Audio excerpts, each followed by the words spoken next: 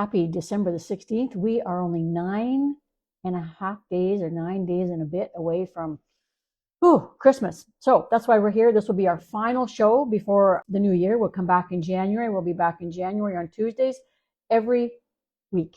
So what I put together, because I was finding it rough, I got to tell you, and I have three little dogs of my own, and we had two guest dogs here, and they could not put their feet on the ground. We couldn't dress them up warm enough. So I put together a blog. Actually, I wrote a blog on winter safety and saving your sanity in winter for both you and your dog. And in part of that, I recognize that maybe sometimes we don't think about everything, so there's a checklist. And if you want access to that stuff, just type winter in the comments and you'll get instant access to the link to the blog so you can read that. And as well, you'll have access to the checklist, which is free and it's downloadable. I was happy to post it. I thought it was hilarious because she's quite the performer anyway, and she's stretching her legs and she's just trying to kind of get used to it. But honestly, I'm not a boot person, but when I see the conditions that dog has to walk in, salt on the streets, antifreeze on the streets, and then deep snow that clings to those legs, like the fur on her legs, kudos to the owners who have the patience to put them on, because I've got, if you can see her here, I've got little Miss Queenie Pippi. She likes to work with me at my desk, and I doubt I'm going to get a set of boots on her.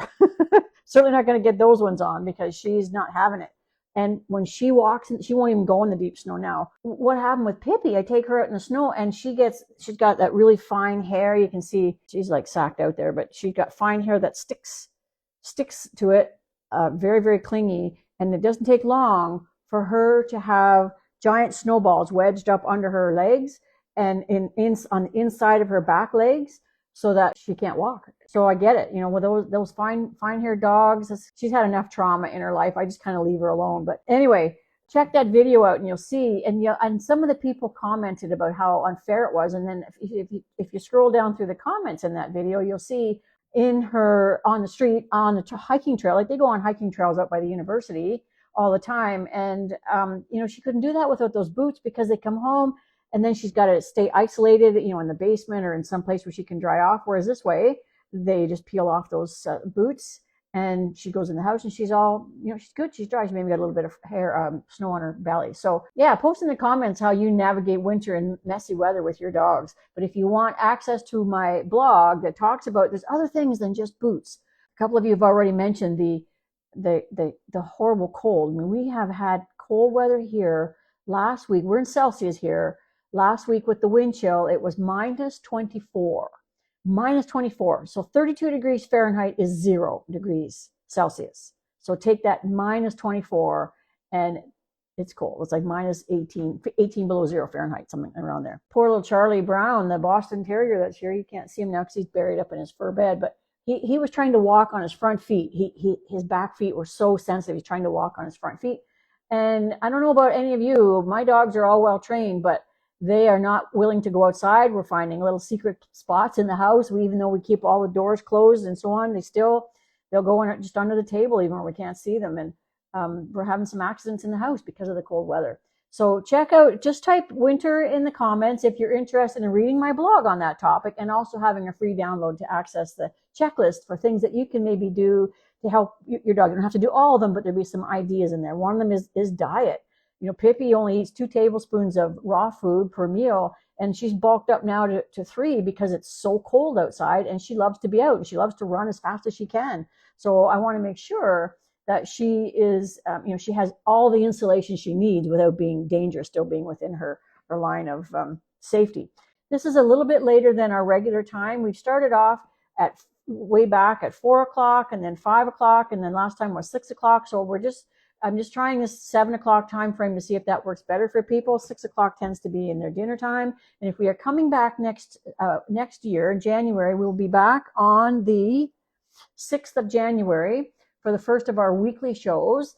And also, if you can't make it or you're just listening to this and Instagram cuts it off at a certain length and you want to hear the whole show, hop on over to my podcast, Paws and Profits. Just type in Paws and Profits podcast. It's on my YouTube channel, so you can go to my YouTube channel. Easy to find there. Just go into the podcast playlist. We're putting all of these shows, all of these live events into the podcast. So if you have a question and you're okay with it, I will mention your handle and then I'll read your question. If you don't want your handle mentioned, just say no names, please, and type your question. But in the meantime, be sure to type winter in the comments. And also, we're going to have masterclass that first week in January. And if you want to get on the waiting list for that, because it will be by registration, but it is free. It's going the topic. I'm pretty excited about it because we're launching a new program around this called From Ignored to Engaged. So just type class in the comments, and then we'll put your handle there. Or no, better still, because if you type class in the comments, I'm probably gonna miss it. DM me and say you want to be on the waiting list, because here's what the program's about. I'm so excited, especially this time of year. Not only do we have the cold weather, but we've got the holidays. How many of you are feeling overwhelmed right now with just Christmas stuff? Even if you have, I have like a really small family, but even so, it just seems to be there's one thing after the other, like it's going to come crashing down, but sometimes not until early week in January. So just type holidays in the comments if you're already feeling overwhelmed. And what ends up happening, and I'm just dealing with a client here now, back and forth on text message. She's like, oh, I'm so tired, I don't want to walk the dog, and so on. How many of you are feeling that way? So then you walk the dog, and the dog, you just don't want to be there. And guess what? Neither does the dog. If you're not with them, they don't want to be with you. So the whole focus on our masterclass coming in January will be from ignored to engaged. You go on a walk and you feel like your dog's ignoring you, and you want to have that focus. It doesn't mean that the head's snapping up like you see some of these Malinois. I have a Malinois, he doesn't walk like that. I don't like that. I don't think it's natural, and I don't think it's the dog being naturally engaged. I want the dog to walk with me because he wants to, not because he feels he has to. If you want to be part of that, we're gonna give you the framework of the program in that free masterclass. It should be pretty exciting. We're going to do a bunch more masterclasses in the new year as well. I'm excited about that.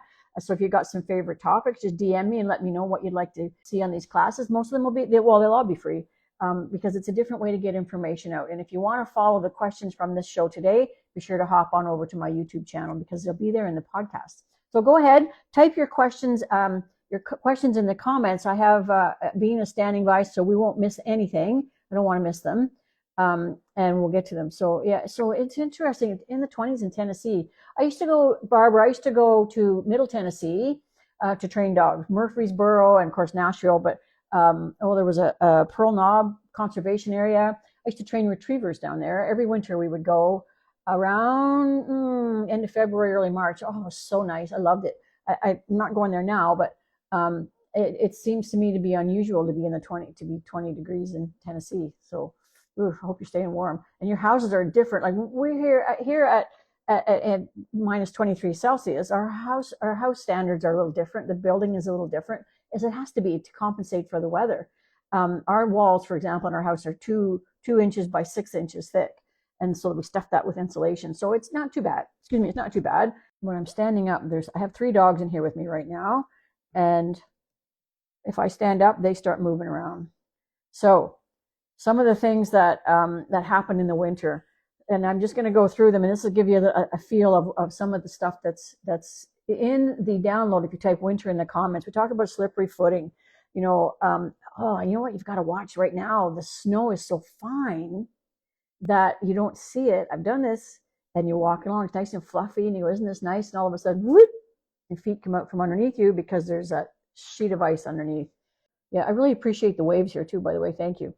Snowbank overconfidence. So yeah, face first in the snow. One of the things to watch with snowbanks, particularly in the city, is when you're crossing the road. I know where we are, we're in the country, so we don't get it. But in the city, they haul the snow away. They haul it away. But in the meantime, there's still those visibility challenges. So if you're going to cross the street with your dog, make sure you're either at an open intersection or you can get up on the bank and see. Hey, Lisa, I want to try the Paws booties, but my dog, yeah. You know what? It's time and patience, and probably it's. I don't know that they're available, but just a piece of advice for all of you that are thinking you want to see, like if you look in the video and you see those cool suspender booties, they're by Canada Pooch, by the way. So if you just type in Canada Pooch, you'll see them, and they sell in Canada and the U.S. They're pretty innovative because the thing with booties, I've tried tons of them, they just come off. So you spend $10 or $15 on a pair of 4 booties, and you come back with 3 or 2 or 1 or none, and you got to go buy more. Kind of a waste. To condition your dog to like those boots would be like about October, just when the weather starts to get cool, but there's no snow and you've got time. so that when it snows, they're all ready to go. I mean, they can. I wouldn't walk on concrete with them, but I'd certainly have them walk on a grassy area and try to condition your dog to the booties in November. I think I'm going to make a note here on that, so that come next fall, we'll do a little post on, hey, don't forget, winter's coming. If you're going to put booties on your dog, let's get started now, beginning of or middle of October, early November, because right now it's too late. I know for me, if I was to start to try Pippi, because she needs that, she'd be a month or so, and then we're into it. But there's still lots of winter left. Doesn't mean that's not too late, but it's brutally uncomfortable for them right now, I have to say. Yeah. So the other thing is it's interesting how walking in the cold, and this minus 23 that we had, it's a little bit warmer today. It's -7, like -7 degrees Celsius. Woohoo. Which means it's still below 32 Fahrenheit. I know, and I don't really have any issues, but when you take a breath, it like takes your breath away. It burns your lungs. It takes your breath away. So imagine how that's hitting the dogs. So it's important. I'm not a jacket person either, but I put coats on all of them, even Pippi, who hates it, just to give them that little bit of a barrier, a little bit of insulation, to make breathing easier for them. And you talk about the brachycephalic dogs, the dogs with the smushed in faces, who suffer in the heat, but they also suffer in the cold, because if it's too cold, they can't get enough air in their lungs. So they have to be super, super cautious about walking those types of dogs in the extreme cold, as well as yourself. I don't have it here, but I used to put something over my face back in the day during COVID when we all had masks on. We didn't notice it, but it's important. The old wives' tale used to be, oh, it's clean, fresh air. It's so good for us in the fresh air. That's actually not true. The particulates and the toxins in the air actually hang there in the cold versus the warm. So cold air actually holds them in, but that's so it's not like, hey, let's go out in the cold, but clean, fresh air. It's just fresh air. It's just cold air. If you're walking on the street, two things to remember in the wintertime, and this is something that a lot of people don't understand. Oh, hot, yeah. So yeah, Longspawn Karen just mentioned that she has booties for hot pavement in Tucson. That's a good point. But I guess the question would be, and I don't know the answer to this, are they different style? Are the hot weather booties different than the cold weather booties? Because I get the impression that I haven't seen them up close yet. I'm going to go and visit these people so I can see them. But the suspender booties have insulated feet.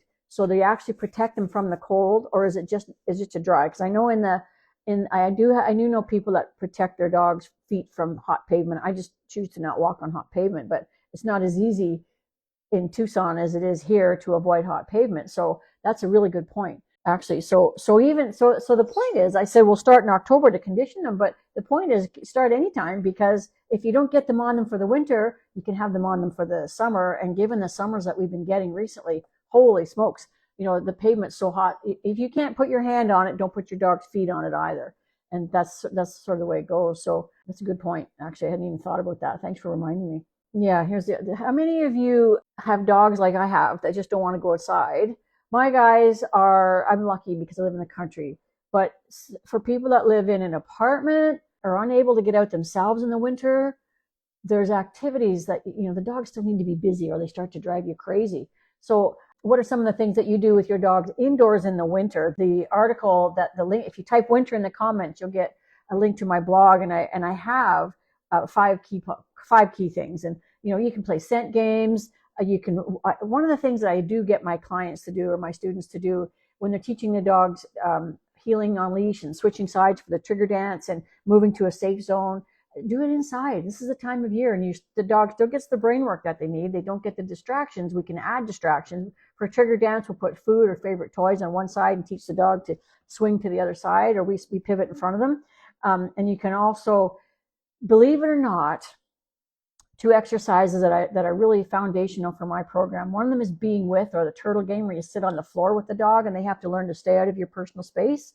And the second one is sitting. We call it settle the dog, or sit on the dog, which is sitting on the dog's leash and giving them just enough slack, which is just like this much, to lay down and be comfortable. And during the holidays, as I was getting back to, when you're feeling overwhelmed, oh my God, what am I going to do with this dog? I don't have time to walk it. Well, they still need walks. So you want to either walk them or have activities that you can do inside with them. Or what am I going to do when company comes? Because company's coming.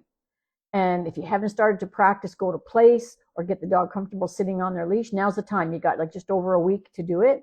Or if you have that, I was watching a really good movie last night. Well, it wasn't really good, but it was just a typical Christmas movie, so a little bit superficial but funny, called Oh, What Fun, with Michelle Pfeiffer on Netflix.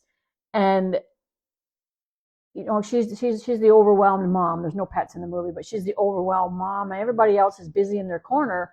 And the thing is, if you have those days and they're coming, or it's Christmas, the dog, sure, he should be included with the family, only if it's convenient and comfortable for you.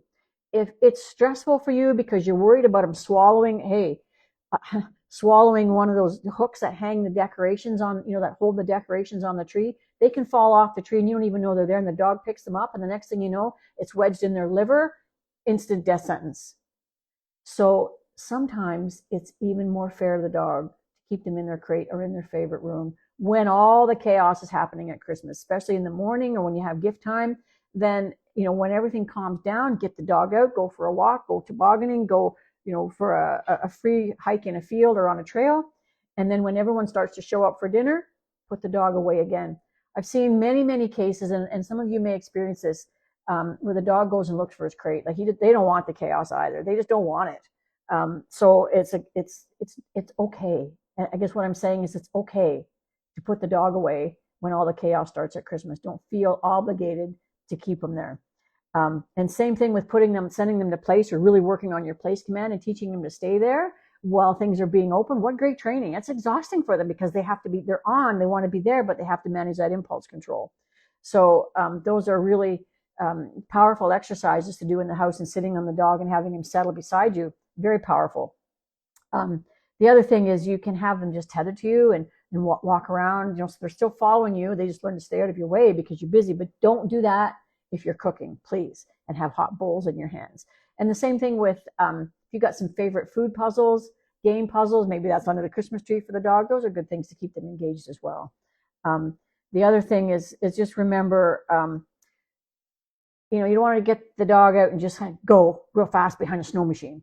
You want to get them out, warm them up a little bit, just like athletes. They've got to make sure, and then when they come back, you can pace them around the yard a little bit just to cool those muscles down. So let's go back here to see what we're at here. We've got some questions that I might have missed. Yep. Okay. Oh, Manitoulin. Hey, Deb from Manitoulin. Okay. Yeah, it is cold out there. Paws booties. Yeah, used to be a struggle, but now she's good with them and she's not bothered with the snowballs on her paws. Yeah, as they protect her. Cool. Yeah. That's they protect her from the ice. And I know you get it at Manitoulin for sure. You get that stuff. Cold up there. Yep. Then also, Lisa's pointing out. So I started to talk about this earlier. Salt does burn their paws, but so does extreme cold. Like they're trying to get off the pavement because it has the burning, even though it's freezing them, it has a burning feeling to it. The other thing to be aware of, and I'm not sure how common this is anymore, but I have experienced a dog of a friend being killed by this, is antifreeze.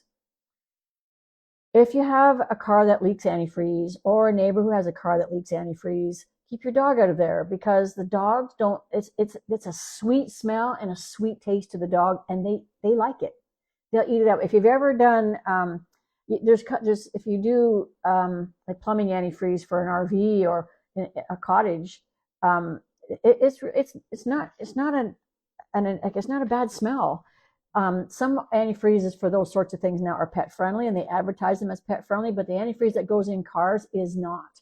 And if you live in an area, whatever, and that stuff, you see anything that looks odd, like usually it has a reddish tinge or a bluish tinge to it in a puddle on the street, keep your dog out of there, which is another reason to keep your dog on leash, because it's toxic. It will kill them like that. And it's nasty. It's not just, they don't just keel over and die. They suffer because it eats them up. Yep. Oh, here we go. A great hack about putting these paws on. PVC coupling and put the boot over it, and then slip your dog's paw into it, and then take it off and slip it up and down to. Oh yeah, okay. So on the PAWZ Paws on YouTube, take a PVC coupling, put the boot over it, slip your dog's paw into it, then take it off. Then slip it up and down to remove the coupling. Okay, I see. Okay, so it's to get your dog used to having their feet put in there, and then slip it up and down to remove the coupling. Okay, interesting. Yeah, that's a good idea, as long as you can get the dog, depending on the size of the dog. Good one. Good one. I'm sure I've got everything here. Yep. Manitoulin. Welcome from Manitoulin. Yeah. Okay, that was last week. Okay. Yep. So the other thing to, oh, yeah, so Crazy Canuck says how to protect the dog's paws, especially when they don't like wearing dog boots. So there is something called paw wax.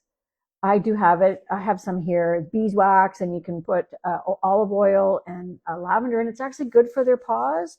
But I find that it's not really, the stuff sticks to it. That's the problem. Salt will still stick to it, like it doesn't glaze off it, so that's a problem. But if you can't get boots on them, it does give a little bit of a barrier between the ice and the dog's feet. So, and you can buy that in pretty much any pet food store. I have some that I was going to sell at one point, and then I just didn't. But it's yeah, it's that's it's called Paw Protect. That's actually what it's called in some cases. It's like a wax, paw wax that goes on the bottom of their feet. But what I did find when I'd use it here, because every now and then there's gravel, gravel would stick to their feet, and salt would stick to their feet as well. So I'm just going to have a bit. Yeah. I'll be honest with you, Crazy Canuck nut. I don't think many dogs like wearing dog boots. What they like is what it represents, which means taking the time to condition the dog to accept the boots to start with. Like Niji in that video with the golden in my stack of videos down below, she put on a performance. And she wasn't stressed. She was just putting on a performance. She was feeling, what I read from that was she was feeling where the boundaries were with these and how they felt. But most dogs, if they had a choice, they wouldn't wear them. It's a human thing, but it's also, the whole comment around, there was so many comments on that post about, oh, dogs in the wild don't need those kind of boots. Why do we put them on here? Well, dogs in the wild don't walk on salt. And they don't walk on paved sidewalks, which are damn cold and covered with ice and hurt their feet. So really, if you take the time, and it might take all winter and all summer to get the dog comfortable wearing the boots, the key to success is to make something good happen when they get the boots on. And that doesn't mean throw a ball, because that's not good for the dog to try to navigate, but some favorite toy or favorite treat. Whenever they see those boots, you want it to mean something good to the dog. And that's how you basically condition them to start to accept the fact that the boots are on and they're not coming off, and you might as well accept it. It's sort of like some of the walking tools. Like most dogs see their collars, they go crazy.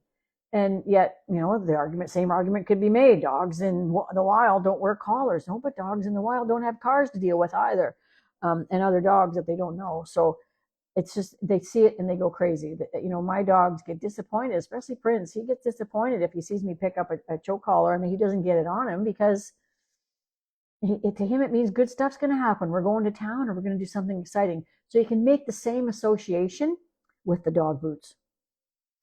Yep. So the checklist, there's the long version of the checklist. The other thing to remember coming up on the holidays, this is really important. And I alluded to it earlier when I said, you're going to be overwhelmed. You've got a, big breakfast maybe, or a big brunch for people coming over. And it doesn't just happen on Christmas Day. Some people have a big celebration on Christmas Eve, more on Christmas Day, something on Boxing Day. And then we go, all the way through. People are coming and going, and New Year's and Eve and Day, the same thing. It's really important to stick to your dog's regular routine as much as possible. So that might mean designating someone in your family who would normally be used to help you do something else, but just put somebody in charge of walking the dog at their usual time. That's going to help the dog cope with all of the chaos. So it ties in, because right now it's super cold here and maybe super hot somewhere else, or just whatever your extremes are. You'll have to be able to prepare the dog for those extremes, but don't avoid the walking because you're too busy or because it's too cold, or too hot. I don't know if it's going to be, it wouldn't be too hot here. It'd be too hot in Australia, and maybe just too wet somewhere. But the thing is, the important thing for the dog is they are going to be already a little bit on edge with all the different stuff that's going on. All of a sudden there's a weird thing stuck in the living room that's never there. There's boxes underneath or packages, and some of them may smell good, and the dog's getting yelled at if they go near there. And there's people coming and going, and there's food everywhere. So don't take your eyes off the food or off the dog near the food, because that's why it's that much more important to stick to their regular routine, so that at least that part they can count on. If everything goes off track, then they're not going to be they're going to be even more stressed. The other thing I want to come back to the food issue. I have a funny story about Mr. Charlie Brown, who's over there sleeping. Oh, you can't see him because he's up on the, you see that fuzzy gray bed? You can't see him, but he's tucked in there. He's sound asleep. His owners made them, and he's a good boy. So this is something where you want to, when the turkey comes out of the oven, make sure the dog's put away for 2 reasons. Charlie got up on the table and ate half a turkey the first Christmas that his owner was married. And he survived. He didn't eat for a few days after. He had a little indigestion. But the other problem is cooked turkey bones can be deadly. So if you get a dog that's a snarfer that gets up on the table and cleans everything off, gets into the turkey, it can kill them because those bones can get wedged. So, if there's nobody designated to care for the dog or look after the dog during dinner, in other words, sitting on their leash, the dog gets to stay there. If you don't want that, put them in a safe place. Give them their food and their special treats in a safe place. Here, when we have people here, we're not this year, we're going somewhere else, but here, I used to bring them out here to my office, and this was their place. There was music on, it's heated in here. They were fine. Just so much less stress. They go to sleep, just less stress for them. And so I would caution you about that. Sometimes it's easy to forget that because you say, oh, the dog's never jumped on the table, until he does. And then not only is your dinner ruined, but now you may have a big fat vet bill to deal with. And that's no fun. Yeah, you don't want that. So post if you've got any other exciting, interesting Christmas food or holiday stories with your dog. Bo, the English Bulldog, how is Bo doing? Yeah, protect from the salt. They do. Boots protect from the salt. And as much as the snow and the ice balls in their feet, that between their toes, I think the salt is probably the one of the most important things because it burns. It can, if the dog has even a little bit of a scrape or a slice in its paw, it's going to really hurt. So yeah, and there's the YouTube. I'm just scrolling through here to make sure I haven't missed anybody. Also, hey, from Surrey. Also, from Surrey, did you reach out to so Crazy Canuck Nut? I did talk to my student associate out there, and she has a Moonstone dog training. She's not far from. She says she's in South Surrey.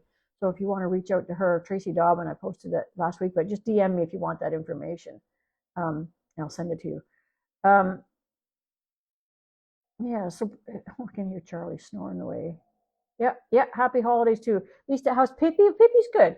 Pippi is, there she just heard her, no, there she is. She just heard her name mentioned. Pippi has decided, it's just kind of interesting. I'm going to start posting some, I haven't posted too many videos on it, but I will post some videos. If you remember, for those of you that are new here, Pippi, this will be her second Christmas. She came in March of 2024. So not quite a year yet. And in the first week that she was here, she was very, very, really, not, I don't know, fear aggressive or protective or whatever it was. But she decided she was going to bite Prince and go after him. And she likes to go and nip his feet. So he picked her up and shook her. And luckily I was there. I have a picture that I posted a long time ago. And I was thinking I might repost it because I don't want to post it with the contrast that's going on now. Because he had a Frisbee in his mouth and he dropped it. And she went to get it. And he went to get it. And she attacked him. She tried to bite his face. And he wasn't having it. So he just reached over and picked her up and started to shake her. But he didn't shake her to kill her, which is interesting because he could have. Now, of course, I was yelling no at the same time as I was running towards him, but all I did was this little like ding, like he was ringing a dinner bell, like this little thing like that. And then he put her down. And now it's been like I don't keep them apart, but I'm very, very, I'm on it. I supervise them very closely when they get together. But now, just this last couple of weeks, I don't know if it's the cold weather or the snow or what it is, but she has decided that she wants to hang out with him. Like he's behind me and you can see where she is on my desk. he's behind me on his, if you can, I'm kind of caught here, on his placemat. There he is. So Prince is back there. He's, hi Prince. He says, hi everybody. And so he's back there and she's over there. And when we go out together, the issue that we have when we go out together is he notices that, or she wants to bite him on the way out the door. So I always have her on the line. And up until just this week, we would go for a walk. She'd drag the line because she felt safe. It was a safety line. The safety line, because she's long line trained, she's taught to follow. And when that line would be on her, you could see her body language just settle right down. And she would hang out with me and she'd venture out a little bit closer to him. And then she'd hang out with me some more. But the safety line was all the difference. Without the safety line, she was whining, which is not good for a dog like him. And she was really jittery, nervous. And I was afraid she would, lash out at him out of fear, and then he'd pick her up again. But now that we've been working on this for a couple of weeks, and this is where all this conditioning comes through, she now prefers to be here. She doesn't like the chaos in the house with the smaller dogs at dinner time. And now it's funny to watch. I've got some videos on it, and I'm going to put a clip. I'm going to try to get a package together, but it happens so quickly. I miss it a lot of times. She'll herd him out the door and bark and try to bite him out the door. I have a hold of her so she can't, and he knows that now. So he's comfortable not having to defend himself. Once again, as leader, you want to always advocate for your dog. So I make sure I'm between her. She's here and he's on his way out the door. I block her so she can't do something stupid and like try to bite him and have him react without even intending to hurt her. But now they have this game. He's dying for her to chase him. And so I toss the ball and he runs and she chases him maybe 10 feet and then she stops because it's like not much fun. But he will come back in our big area where we play and he'll get right down in front of her and he'll shake his head at her and he'll kind of poke at her and then turn around and run to get her to chase him.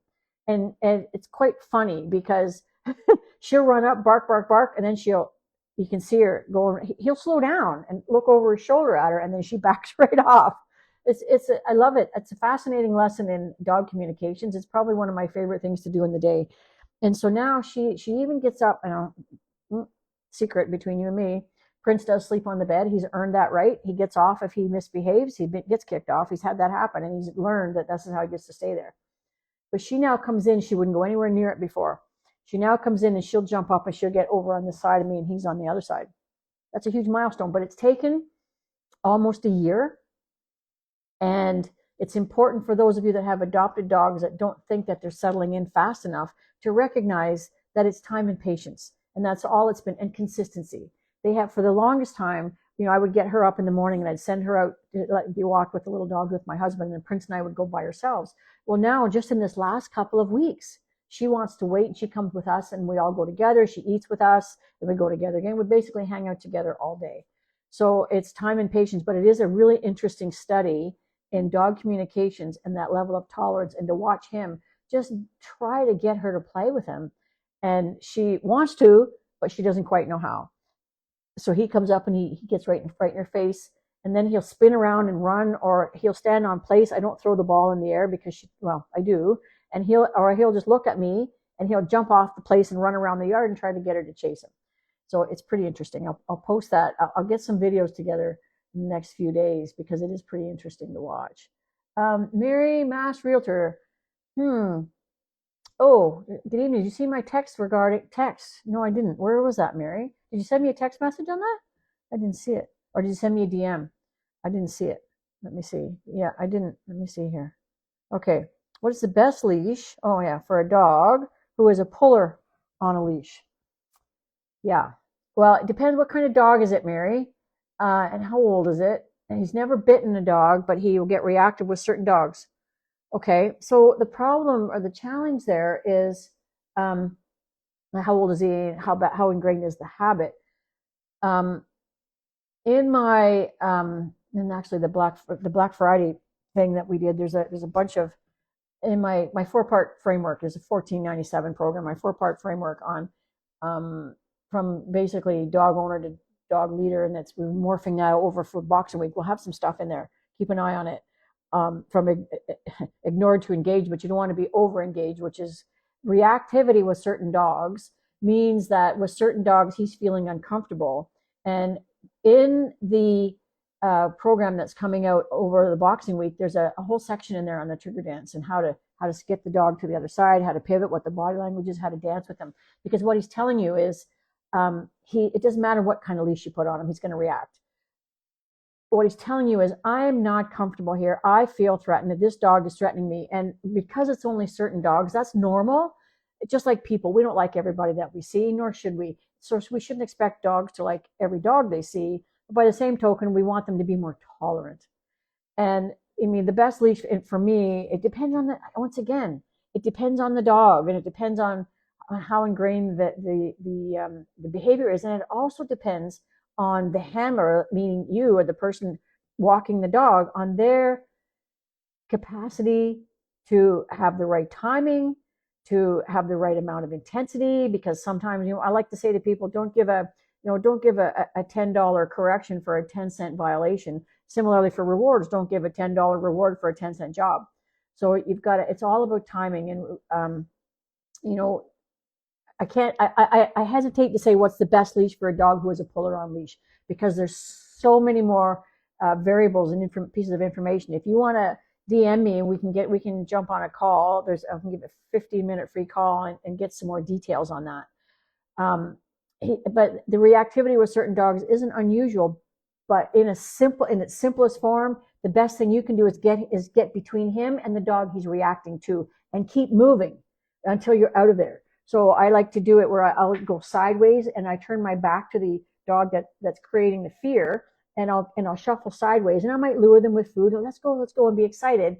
Because what you're telling your dog when you do that is, oh, you're putting your back to the thing that he's afraid of, which means you're not afraid of it, which means maybe you're okay because you're looking at him and you're focused on him, so he should feel comfortable. That's how I would start with that. And yes, there might be pulling on the leash, and you might have to pull a little bit back and lure forward. Like it's a push-pull thing, lure forward with your hands at the same time. But the idea is to get between that threat, if you like, to show him that leaders control three things: movement, space, and resources. So if you're in the middle, you're owning that space. You're keeping that threat away. And if you're guiding him forward, you're also controlling the movements. That's 2 out of 3. And you're controlling any kind of reward that you want to give him.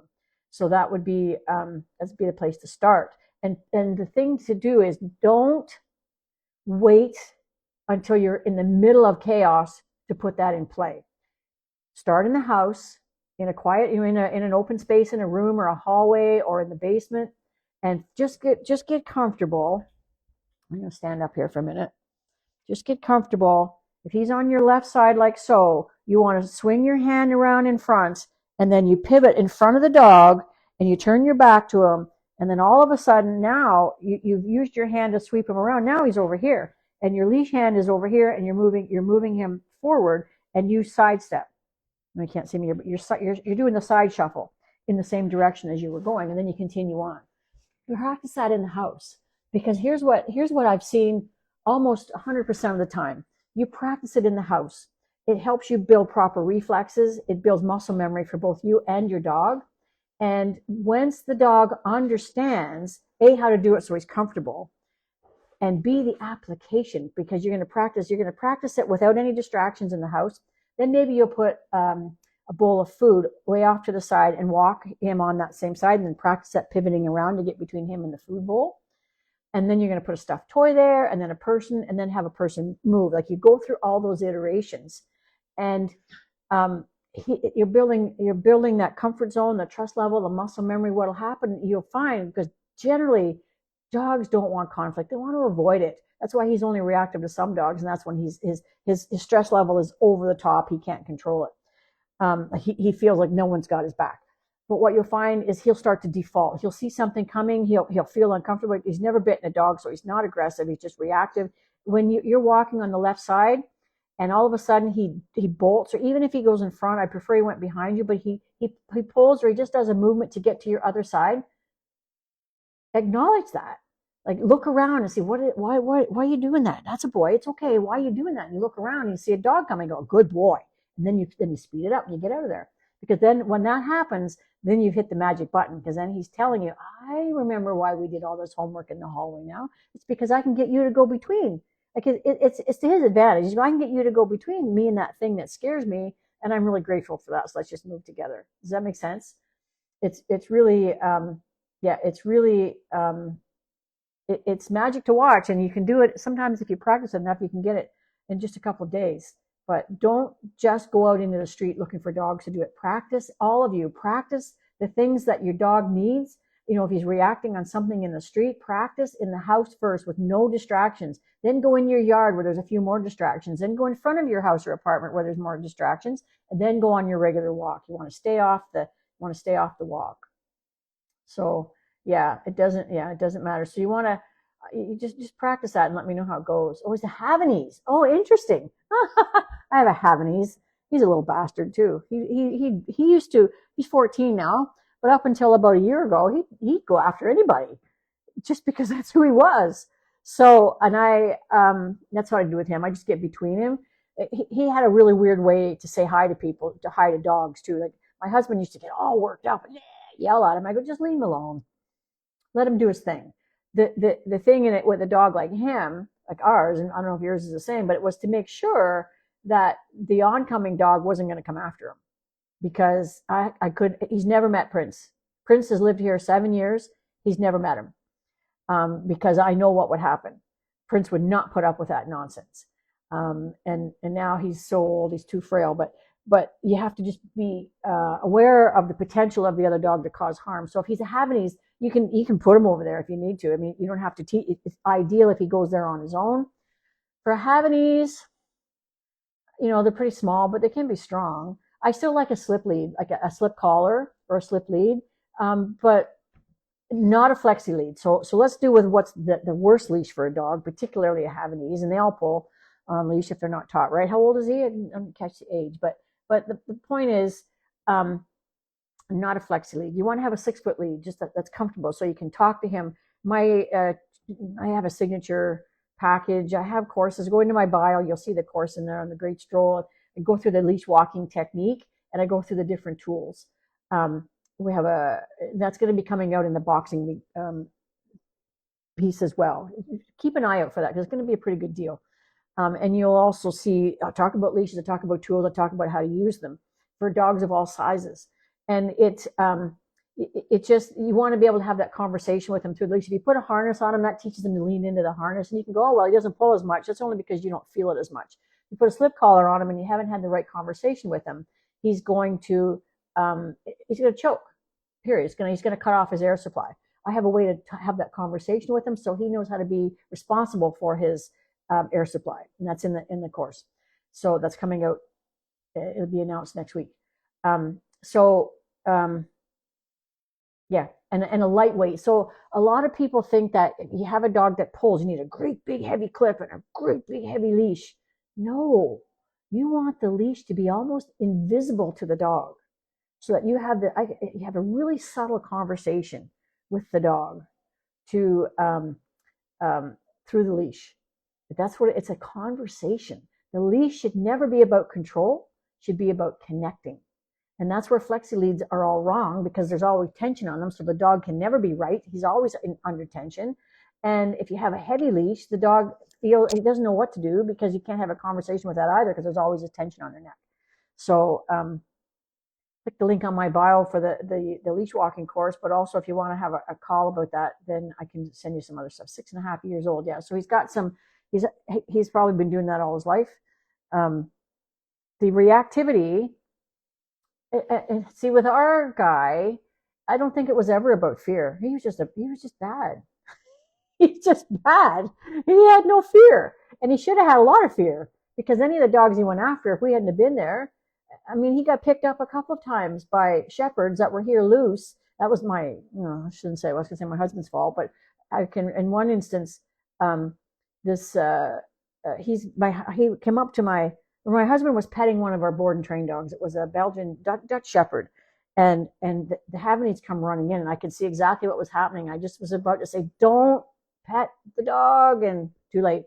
The Shepherd saw him coming in to what he thought now was his, and he picked him up, and he did quite a number on him. So,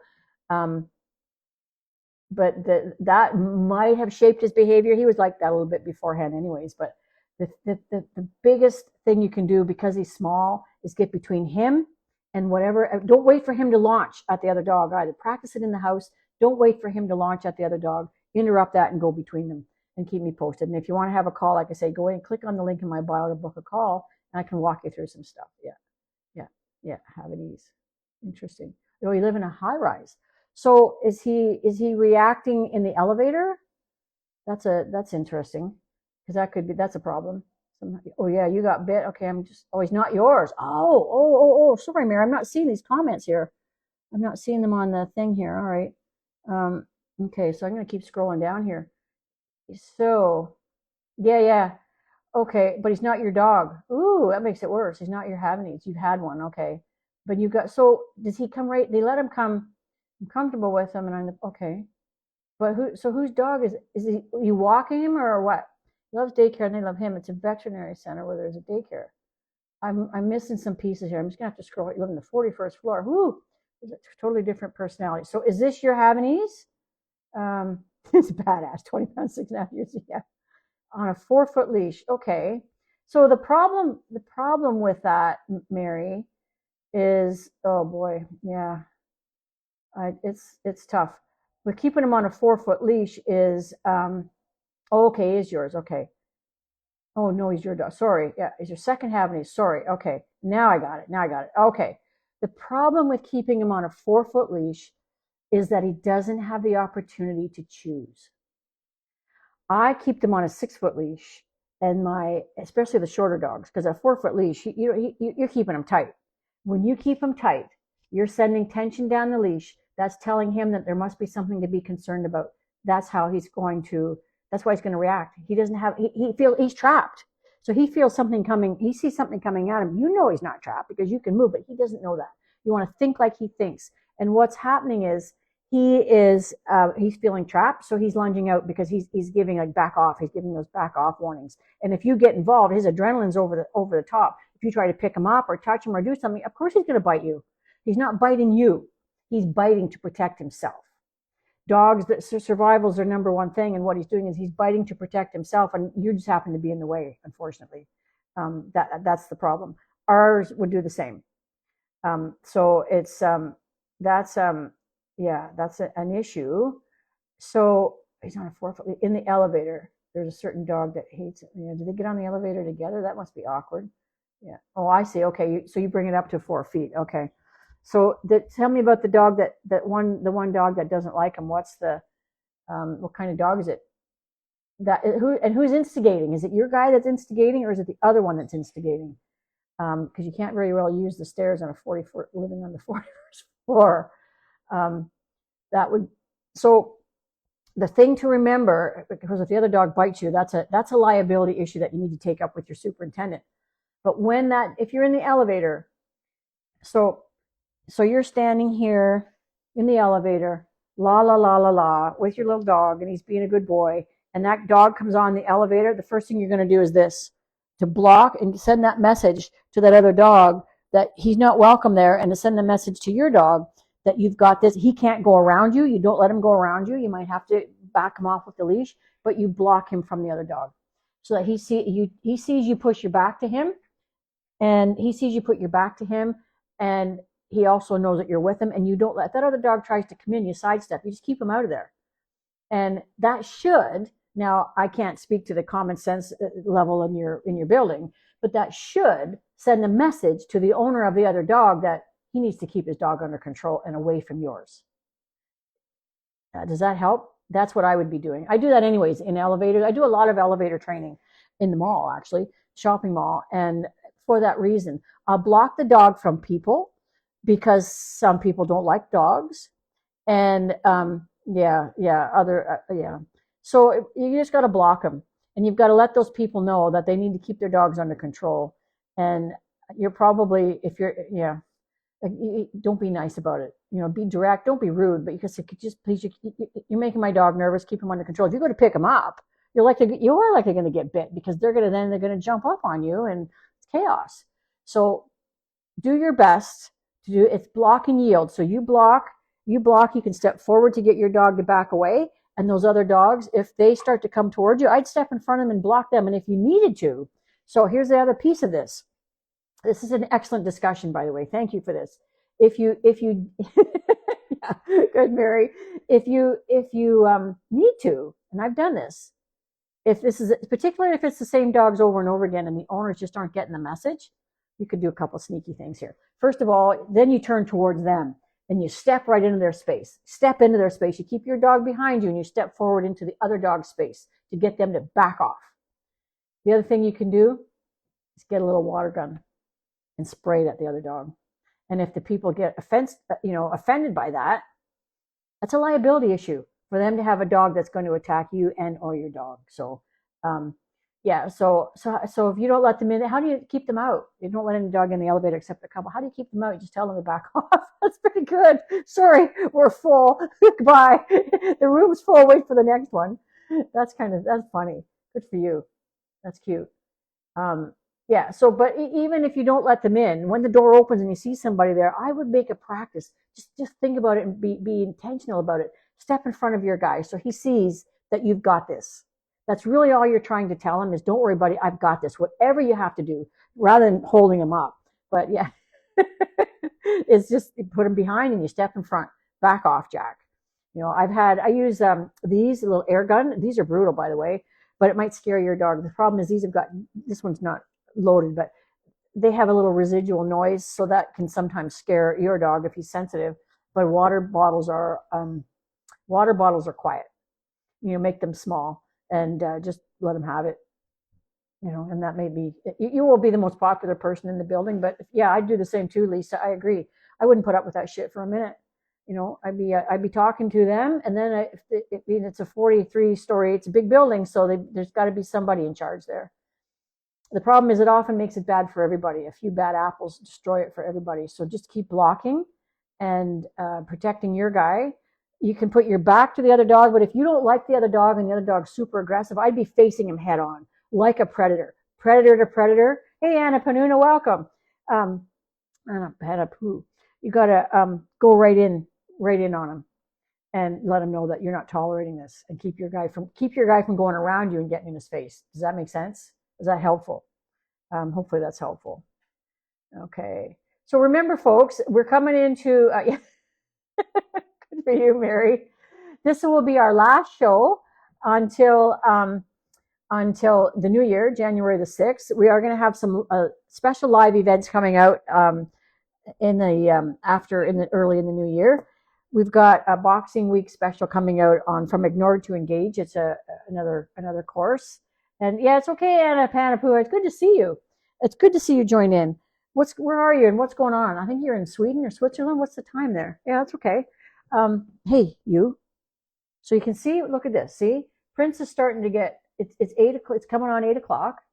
Prince knows it's usually time to go in the house where we get all kinds of treats and good stuff. So he's looking at her and she's not liking it. So I just get in front of her. I don't touch her. I don't yank her. I just let her know that that's not allowed. And if she goes to get up, then I'll touch her. Just pick her up. I won't pick her up. I'll block her. She's small enough I can block her with my hand. So there we go. So I just put my hand out. 2 in the morning. Well, welcome. Good for you for joining in. Thanks. I really appreciate that. So I just put my hand out and she laid down. Yeah, she laid down. So move this out of the way. And because body language is really powerful. It's quantum physics. It's spatial pressure. So what you want to do, Mary, is you put pressure on that other dog, spatial pressure. If your dog's not the instigator and the other dog is, you step into their space. That's spatial pressure. That's dog language. The other dog should back away or he'll challenge you. But remember, leaders stand their ground. So if you need to, you stand up straight and you cross your arms and you look right at him and you just don't take that. Yeah. So yeah, very good. So we're running out of time, but thanks for popping in, Anna. I really appreciate you coming in to say hello all the way from Sweden. I love it. And in the new year, we will be back every Tuesday. Now, my preference, I'm just checking the time here. So we're on Eastern time, we're in Eastern time zone, and I'm going to try a couple of new things in the new year to try to bring in as many people as possible. One of the things I'm thinking of is on a Tuesday's Instagram Live Day, we may do a show at around noon hour and a show around 6 or 7 o'clock. So if you've got a preference, either DM me at your preferred time. I'm going to do 2 shows on the Tuesdays so we can get as many people in as possible. We are going to put all of these. Hey, Mary, oh, you're in Florida. Oh, okay. And 41st floor in Florida. Okay, cool. I'm loving that. Yep, 7 p.m. Thank you. We are going to also, yeah, we're going to. So, Anne, if you want to hear all of the show, it's in my, go to my YouTube channel, The Ontario Dog Trainer, and it is in the podcast playlist. We're going to put all of these live shows in the podcast playlist. And believe me, that what we're also doing is the questions that you ask, and the things that you bring forward. Hey, Care Bear, good to see you. I'm going to start to be doing some solo podcasts on those questions. And this one that we just had was brilliant. So we'll be building a show out of, a single standalone show around those your questions, because that's just to help more people. So anyway, I hope everyone has a safe and very, very Merry Christmas. Thank you so much for joining us tonight. I know it's a big ask for people, especially 2 a.m. I'm so happy. My goodness, I'm very humbled for that. Thank you. And have a happy New Year, or a Merry Christmas and a Happy New Year. We will be back in the new year. Don't forget, if you want access to my staying safe in the winter safety for dogs and you, saving your sanity as well as yourself, type winter in the comments. You'll get instant access to not only the article, but the checklist that goes with it. So we can keep everybody safe and happy over the holidays and see all of you in the new year. Merry Christmas, everybody. Thanks for joining in. So appreciate it. Hey, Margaret, happy Christmas to you too, and Happy New Year. All right, bye-bye.